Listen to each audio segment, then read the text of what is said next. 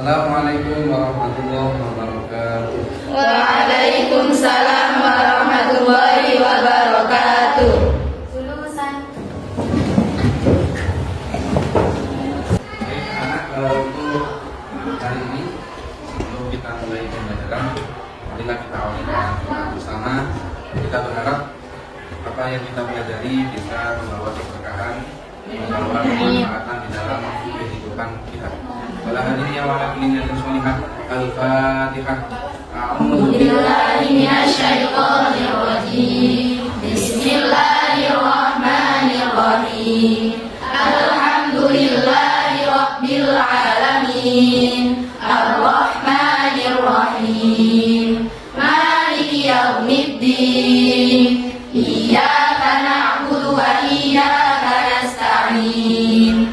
Ihdinas siratal mustaqim. Siratal ladzina an'amta 'alaihim ghairil maghdubi alaihim waladdallin. Rabbighfirli wa liwalidayya amin. Rahmanir Rahim. Allahumma akhrijna min dhulumatil wahmi wa akrimna bi nuril fahmi wanshur 'alaina min khazaini rahmatika ya arhamar rahimin. Sekarang saya mau cek kelas ini semuanya masuk atau ada yang izin ya. Oke, saya absen dulu. Ainai Arsi Hasan, Alia Laila Dewi, Andini Zahratul Firdausi, Kaila Anaswa, Syafila Nur Rahman, Syifa Paramita, Syifa Halimah Sahya, Buat Syahid Aulia, Nurja Dihni Nikmatul Aisyah, Zahratul Sita. Berarti semuanya hari ini masuk semua ya? Tidak ada yang izin ataupun sakit. Baik, anak-anak, minggu kemarin kita membahas tentang apa? Apa artinya Masabidul Ahkam? Sumber-sumber hukum Islam. Sumber-sumber hukum Islam. Ada berapa sumber-sumber hukum Islam? 2. Yang pertama, Muttafaqun alaih. artinya. Kesepakatan antara ulama. Yang kedua, Mukhtalafun fiih. artinya. Diperselisihkan oleh para ulama. Ada yang masih ingat apa itu ijma? Ya, silakan. Al-ijma wa jami' mujtahidin fi asli usul ma'al Nabi Muhammad sallallahu alaihi wasallam. Oke, terus itu jawabannya. Ada yang tahu apa terjemahan dari bahasa Arab tadi? Silakan. Oh ya, silakan. Aminah. Al-ijma adalah kesepakatan semua ulama mujtahid yang setelah wafatnya Nabi dalam sebuah peristiwa menurut hukum syariat. Ya, itu adalah pengertiannya. Sekarang siapa yang masih ingat contohnya ijma kemarin? Ya. Contohnya menyepakatinya para ulama dari Imam Nawawi itu juga. Hukum dari Imam Babi adalah juga di zamannya Kanjeng Nabi belum ada penjelasan bahwa lemak babi itu haram. Kemudian ada contoh yang lain. Ya, silakan. yang kedua yaitu jatah dalam ahli waris mendapatkan seperempat. Ya, jatah di dalam warisan itu mendapatkan seperempat. Berarti dulu di zamannya Kanjeng Nabi, jatah tidak pernah mendapatkan warisan yang jelas, tidak mendapatkan bagian yang jelas. Tapi kemudian oleh para sahabat itu ditetapkan bahwa jatah mendapatkan seperempat. Oke, itu adalah materi minggu kemarin. Nah, untuk hari ini kita akan membahas tentang apa kira-kira? Kalau 3 bagian kemarin sudah kita bahas, apa kemarin? Al-Quran, Sunnah, Hadis Jamaah. Berarti sisa apa? Al-Qiyas. Kita ini akan membahas tentang Al-Qiyas. Oke, sebelumnya sekarang saya tanya dulu. Al-Quran itu turun kepada Rasulullah itu berhenti di zaman Rasulullah atau sampai sekarang masih turun?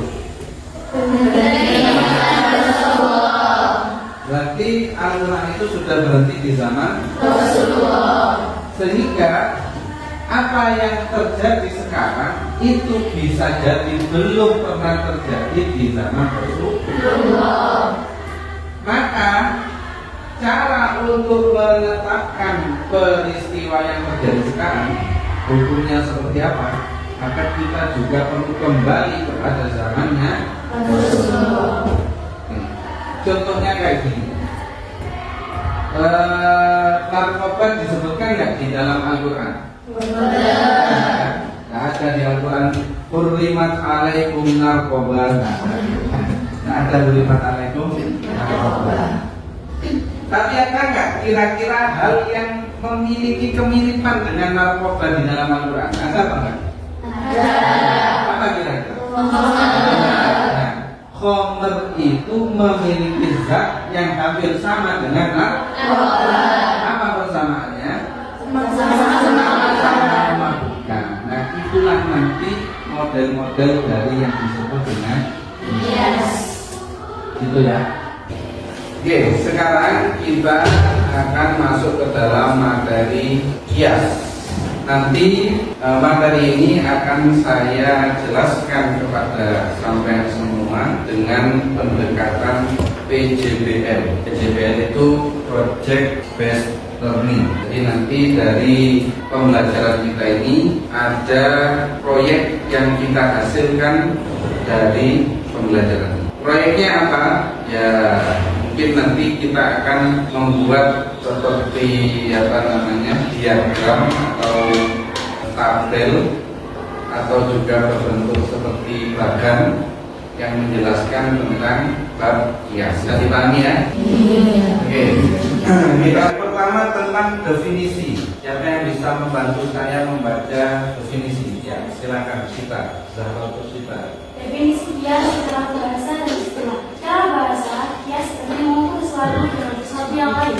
Sementara secara istilah, yaitu menyamakan sesuatu yang hukumnya tidak disebutkan dalam nas dengan sesuatu yang disebutkan hukumnya dalam nas karena memiliki kesamaan nilai. Nah, itu adalah pengertian dari kias secara bahasa dan istilah. Jadi itu adalah definisi dari kias. Kias itu secara bahasa intinya adalah menyamakan. Itu secara bahasa. Secara istilah menyamakan sesuatu yang hukumnya tidak ada di Al-Quran. Jadi ada peristiwa atau ada suatu hal tidak ada disebut hukumnya di dalam Al-Quran, disamakan dengan sesuatu yang ada nasnya di dalam Al-Quran. Kayak tadi sampai mencontohkan apa? Narkoba. Narkoba ada contohnya di Al-Quran? Ya, tidak disebut di dalam Al-Quran. Yang disebut di Al-Quran apa?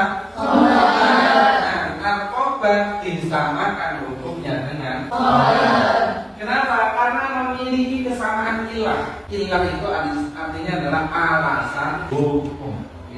Ilah itu apa artinya? Alasan hukum. Itu artinya. Nah ini, jadi rukun kias itu ada 4. Yang pertama adalah al-aslu. Kalau dibaca wakaf menjadi al-aslu. Yang kedua adalah al-far'u. Yang ketiga hukmul asli. yang keempat adalah Al-Qiblah. Nah ini kita kalau tadi akan pelajari masih secara umum ya apa itu rukun-rukunnya kias. Nah sekarang kita pahami secara satu persatu lebih dalam, secara rinci. Ada yang mau membacakan tentang pengertiannya al-aslu atau al-maqis alaih?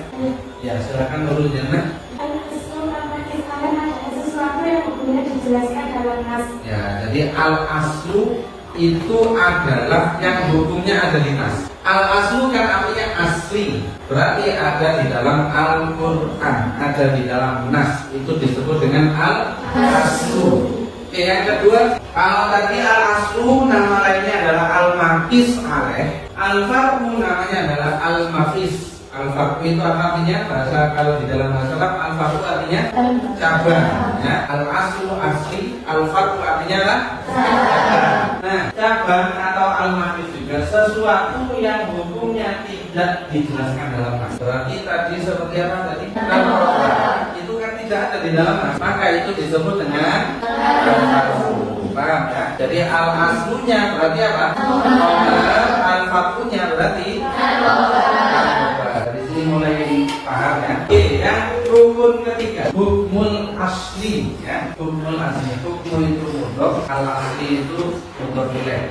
Jadi hukum bukan hukum al asli, saya tulisnya hukum al asli. Itu berarti hukum syar'i yang terdapat dalam nas dan diberlakukan kepada al farqu. Di Al-Quran hukumnya khamr itu apa? Haram. Bagaimana ayatnya? Ada yang bisa menanyakan, menyebutkan atau ayat yang menjelaskan tentang khamr? Ada? Oke, karena tidak ada saya yang menyebutkannya. Disebutkan di dalam Al-Quran, innamal khamru wal maisiru wal ansab wal azlam rijsun min amali syaitani fajtanibuhu la'allakum tuflihun. Itu adalah ayat yang membahas tentang haramnya khamr.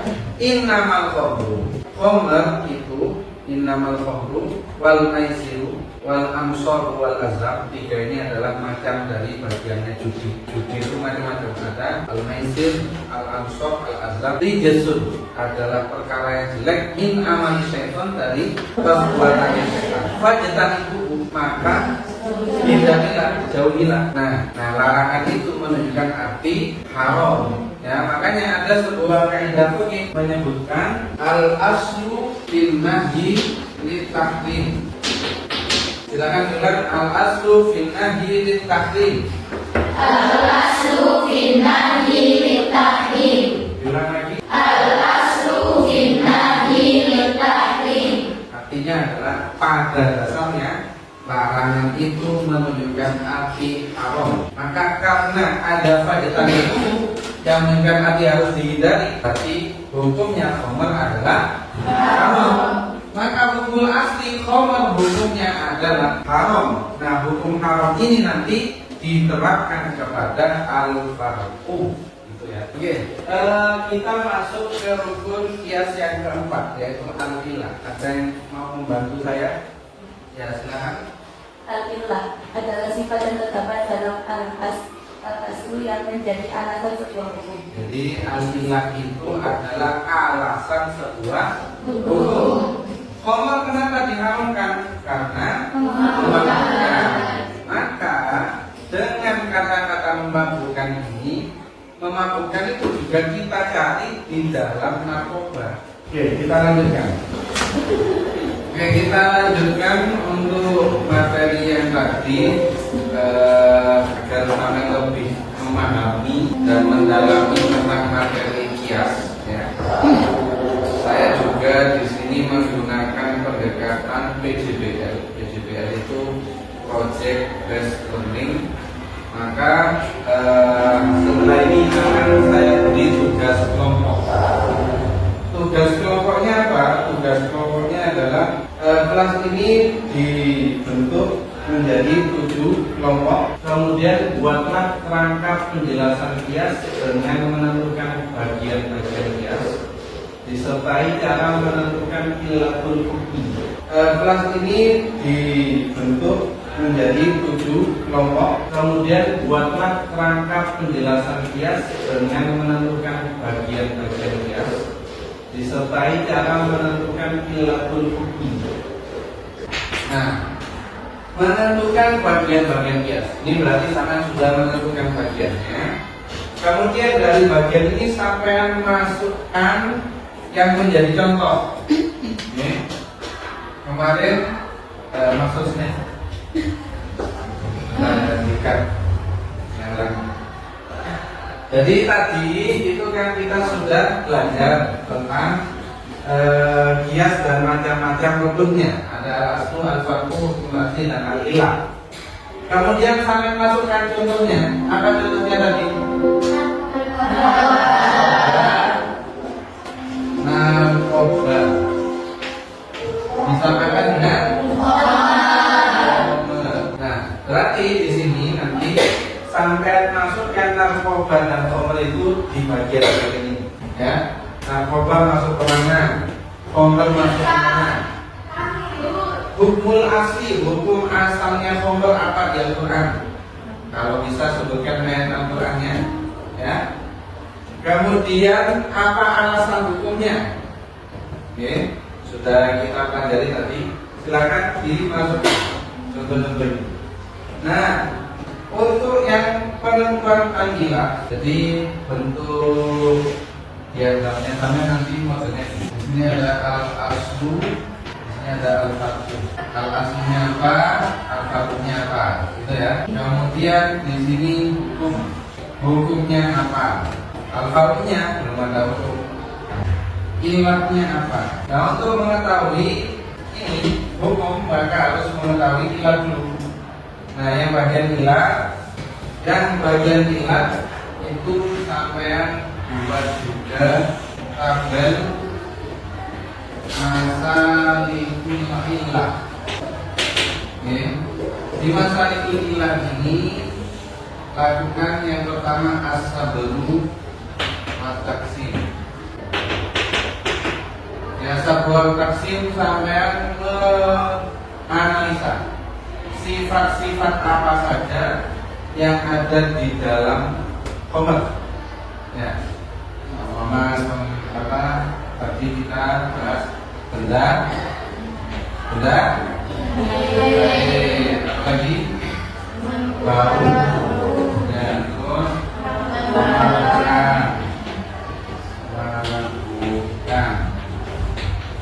lagi mahal. Nah, ini namanya as-sabru wa taksim.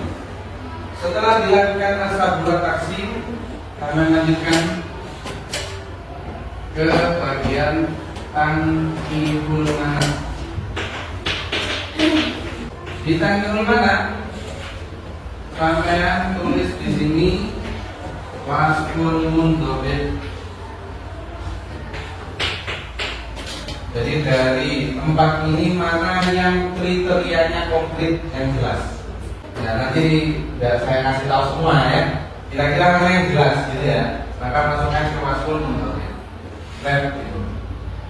Sudah, silakan mengelompok sesuai dengan kelompok masing-masing.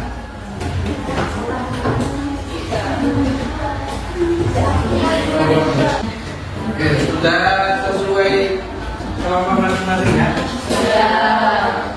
Nah, ini saya bagikan lembar kerjanya untuk dikerjakan sesuai dengan yang saya jelaskan tadi. Yang pertama, silakan diisi nama kelompoknya. Sampai isi nama-nama kelompok di kelompoknya sampai. Jadi siapa saja anggota kelompoknya. Oke, silakan dikerjakan.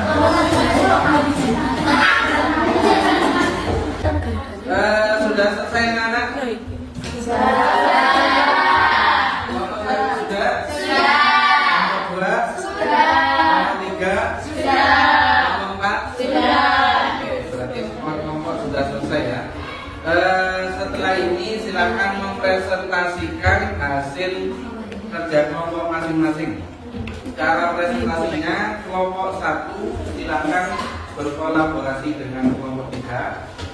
Kelompok 2 ya, Saya ulangi, untuk kelompok 1 silakan berkolaborasi dengan kelompok 2. Untuk kelompok 3 silakan berkolaborasi dengan kelompok 4. Tiap kelompok boleh 2 orang untuk menjadi delegasi. Oke, silakan kelompok 1 dan 2 maju ke depan.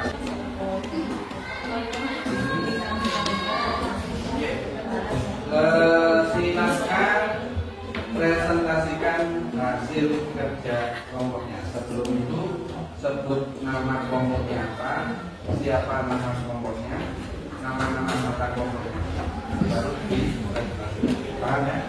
Oke, silakan. Assalamualaikum warahmatullahi wabarakatuh. Waalaikumsalam warahmatullahi wabarakatuh. Kami delegasi dari kelompok 1 yang beranggotakan 7 orang. Saya Nazara Flora Dan saya ada Leila Devin bersama teman-teman kami, yaitu Laila Fitria, Cinta Naryani, Laila Kirani, Adina Mandasika, dan Adina Jadoti. Oke, silakan kelompok 1 untuk mempresentasikan hasil kerja kelompok. Saya akan mempresentasikan hasil diskusi dari kelompok kami. Contoh dari kias yang kami bahas, al-aslunya berupa khomer, kemudian al-fardunya berupa narkoba. Hukum dari al-aslu yaitu haram, seperti yang telah dijelaskan di dalam Al-Quran. Kemudian ilat dari al-aslu atau alasan dari al-aslu memiliki hukum haram, yaitu memabukkan. Kemudian akan dilanjutkan oleh rekan kami dari kelompok 2. Assalamualaikum warahmatullahi wabarakatuh. Waalaikumsalam warahmatullahi wabarakatuh. Baik, di sini kami dari delegasi kelompok 2 yang akan melanjutkan dari presentasi dari kelompok 1. Saya Zahra Musita dan Saya Yulasani Alia bersama teman-teman kami, yaitu Azuna Nisa, Risi Maulidina, Syahirani Rahma, Safinah, dan Ismi Naila Safa. di sini saya akan menjelaskan mengenai masalah lingkungan ilat, yang dimana itu adalah kriteria ilat. Dalam masalah lingkup ilat itu ada 3 bagian, yaitu as-sabaru wa taqsim yang berupa benda cair, bau, memabukkan, mahal, dan warna. Bawahnya lagi ada kolom yang bernama tanbihul man, yang dimana itu adalah alasan yang paling konkret dari ilat tersebut. Di sini kita bisa memasukkan bagian dari memabukkan. Dalam kolom selanjutnya juga terdapat tahdibul man, di mana itu adalah ulasan yang paling konkret atau yang paling unggul, yaitu memabukkan. Dari memabukkan ini hukumnya sama seperti al-aslu, yaitu khomer. Maka hukumnya sama dengan haram. Maka hukumnya sama seperti khomer, yaitu haram. Sekian presentasi dari kami. Wassalamualaikum warahmatullahi wabarakatuh. Waalaikumsalam.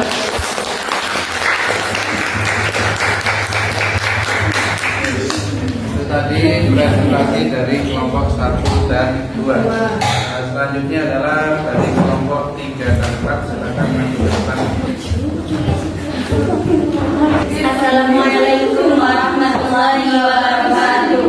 Waalaikumsalam warahmatullahi wabarakatuh. Saya Kaila An-Nashwa, delegasi dari kelompok 3, dan rekan saya Nurul Lailatul Latifah bersama 5 anggota lainnya, yaitu Ainai, Naida Safa, Idatul, Yurjadini, dan Nurul Jannah akan menjelaskan contoh dari kias. Contoh dari kias yaitu asalnya batu untuk istinja dan al-fardunya parfum untuk istinja. Hukum asal dari batu untuk istinja adalah ibaha al-istinja bil hajar, karena sudah dijelaskan pada hadis Nabi bahwasanya Nabi itu beristinja dengan 3 batu. Ilat atau alasan batu bisa digunakan untuk istinja, yaitu koli, bisa mencongkel, jamit, berbentuk keras, tohir, suci, dan ghairu muhtaromin, bukan termasuk barang yang dimuliakan. Selanjutnya akan dilanjutkan dengan delegasi dari perwakilan kelompok 4. Kami delegasi dari kelompok 4 akan menjelaskan terkait masalah ilat. Di sini saya akan memperkenalkan diri saya terlebih dahulu. Perkenalkan, saya Syifa Alimati Sadia bersama rekan saya Bupati Al-Munawwarah, dan juga kami bersama teman-teman saya yaitu Syifa Paramuta, Akana Nuril, dan Nova Aulia. Di sini saya juga bersama dengan teman-teman saya yakni Nuril, Suci, Pambara kita dan Kepastian. Pada kali ini, saya akan menjelaskan terkait masa libur ilat yang tergolong ke dalam 3 bagian, yaitu yang pertama asa baru wat kapsi. Di sini terdapat kriteria-kriteria yaitu qalibun, jamidun, tohir, ghairu muhtaramin, akhlas dan asbat. Yang mana kriteria-kriteria ini akan digolongkan ke dalam tanfihul manat yang termasuk ke dalam wasful mundhabit dan juga ghairu mundhabit yang akan dilanjutkan oleh muhibbatin. Nah, dari kriteria yang telah disebutkan, itu dibagi lagi menjadi 2 kriteria, yakni wasful mundhabit dan ghairu mundhabit. Adapun kriteria wasful mundhabit antara lain qalib, jamid, tohir dan ghairu muhtaramin. Dan dari kriteria ghairu mundhabit ada asal dan akhlas. Dari 2 kriteria tersebut, maka dijadikanlah tahqiqul manat, yang mana isinya adalah qalib, jamid, tohir dan ghairu muhtaramin. Dan dari kami, apabila ada kesalahan mohon dimaafkan. Wassalamualaikum warahmatullahi wabarakatuh.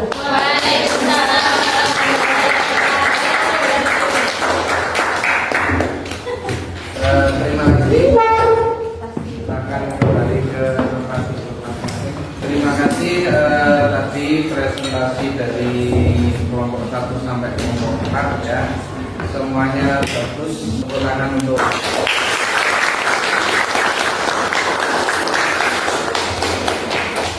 Oke, itulah tadi presentasi dari kelompok 1 sampai 4 ya. Semuanya bagus. Kekurangan untuk kelompok 4.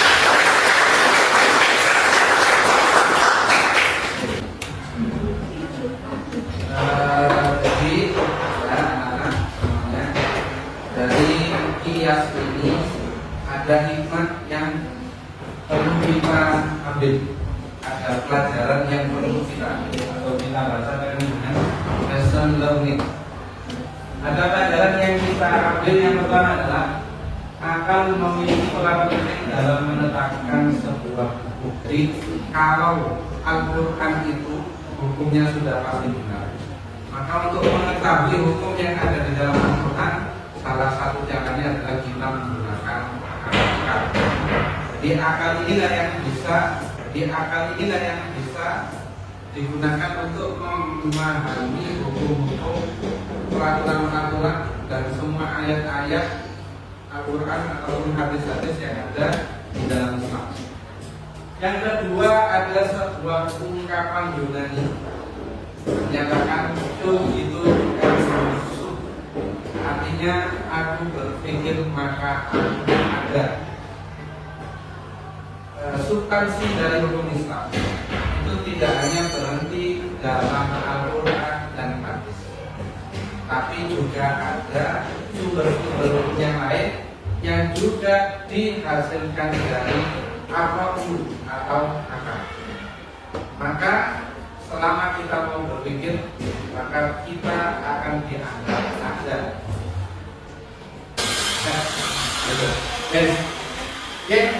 Mungkin seperti itu ya kita cukupkan untuk pertemuan kali ini.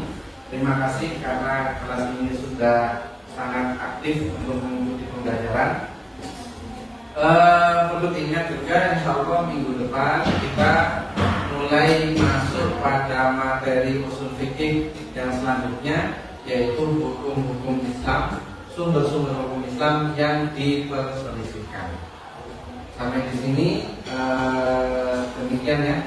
Jika ada kurang lebihnya saya mohon maaf ya. Apapun yang benar yang saya ajarkan itu adalah dari Allah Subhanahu wa taala, dan apapun yang salah itu adalah dari saya sendiri, juga dari masyarakat. Oke, itulah materi kita pada hari ini. Semoga yang kita pelajari bisa bermanfaat dan barokah. Amin. Semua materi yang kita pelajari tentang kias, pentingnya menggunakan akal, analogi, analisa, semuanya itu semoga benar-benar melesat ke dalam diri sampai semuanya.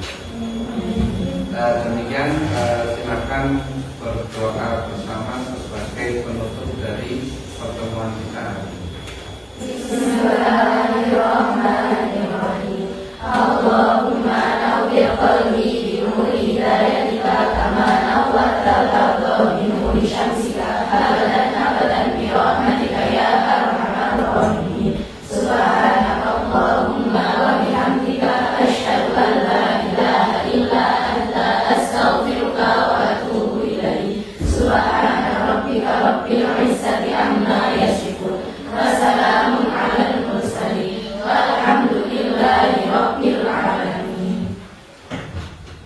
Terima kasih untuk pertemuan hari ini. Saya akhiri. Wassalamualaikum warahmatullahi wabarakatuh. Waalaikumsalam